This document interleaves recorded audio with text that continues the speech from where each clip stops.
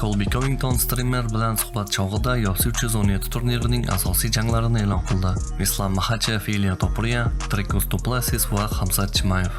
Eslatib o'tamiz, bungacha Shamsiddin va Islam Dulatovning ukasi ham har ikki jang xalqaro jang haftaligi doirasida bo'lib o'tishini aytgan edi. Islam Makhachev va jamoasi Topuria bilan chempionlik jangiga rozi bo'lmadi. Ular hali ham Topuria avval kamar uchun da'vogarlik jangini o'tkazishi kerak deb hisoblashmoqda. Ilya Topuria Habibning gaplariga javob qaytardi va nima uchun Makhachev bilan jang qilishga qarshi ekanligini tushuntirdi. Dana White Topurianing holati haqida fikr bildirdi.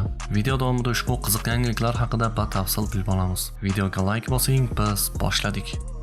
Janglardan pul ishlashni boshlash uchun telefoningizga Xbet dasturini yuklab oling. Yangi ro'yxatdan o'tganingiz uchun tekinga 5 million so'mni qo'lga kiriting. Pulni qanday olish mumkin? Xbet saytiga o'ting. Ro'yxatdan o'tayotganingizda bonus olish uchun maxsus promokodni tahlil MMA'ni kiritishni unutmang.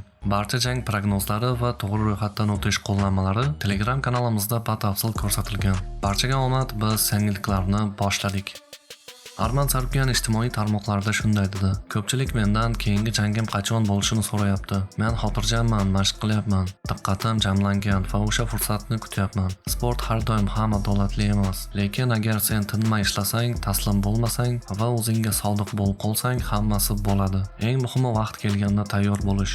Men haqiqiy birinchi raqamli da'vogarman va buni har qanday raqibga qarshi jangda isbotlashga tayyorman. Lekin buni qanday qilay, agar boshqalar faqat qog'ozda jang qilishni istashsa?"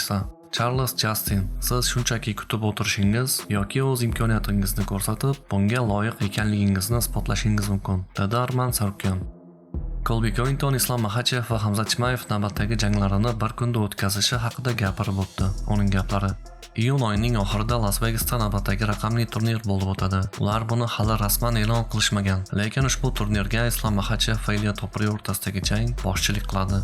Ikkinchi asosiy jang esa Dricus du Plessis va Khamzat Chimaev o'rtasida bo'ladi. Bu rostdan ham aqldan ozdiradigan kart bo'ladi. Ular har doim xalqaro janglar haftaligini katta shov-shuv bilan yakunlashga harakat qilishadi, dedi Colby. Colbyning gaplari rasmiy ma'lumot emas, balki shunchaki mish-mish bo'lishi mumkin. Ilya Topuria yarim yengil vazn kamarini vakant qoldirgani sababini videoda ko'rishingiz mumkin. Jamoadoshlarining fikricha, u har safar vazn tashlash marosimidan so'ng deyarli chalajon holatga kelgan va sog'lig'ini yo'qotgan. UFC chempioni sifatida uzoq muddatli muvaffaqiyat va sog'liq muhimroq ekanligini anglagan holda, u endi yangi vazn toifasida jang qilishga qaror qilgan bo'lishi mumkin.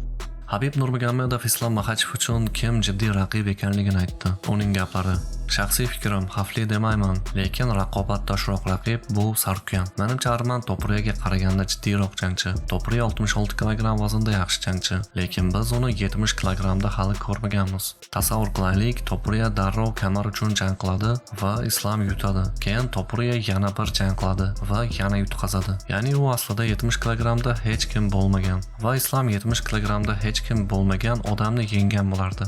Yaxshi, bir marta, ikki marta. Hozir yana 3-marta 66 kg vazn toifasidagi chempionni 70 kg ga olib kelishmoqda. Kechirasizlar, lekin Islam ham o'z vaznida huquqlarga ega, dedi Habib.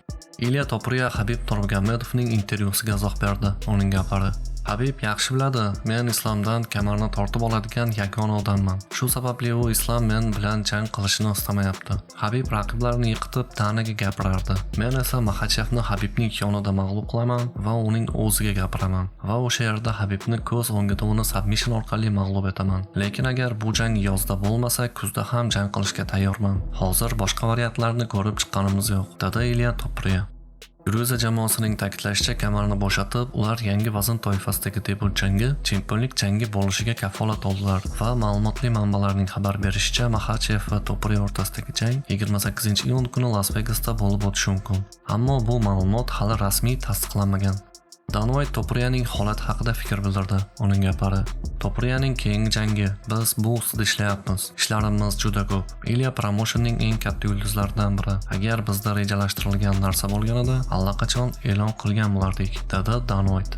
Holat haqida shaxsiy fikrim: ular men bilan urushmoqchi emas, demak mendan qo'rqishadi. Bu shunchaki aqldan ozish. Xo'sh, Habibning so'zlari Topurianikidan ko'ra mantiqiyroq ko'rinmoqda. Ammo keling, Islam o'rta vazn toifasiga chiqqanida Habib nima deyishini ko'ramiz. U raqib jangi haqida ham gapiradimi yoki unga darhol chempionlik uchun kurashni aytadimi?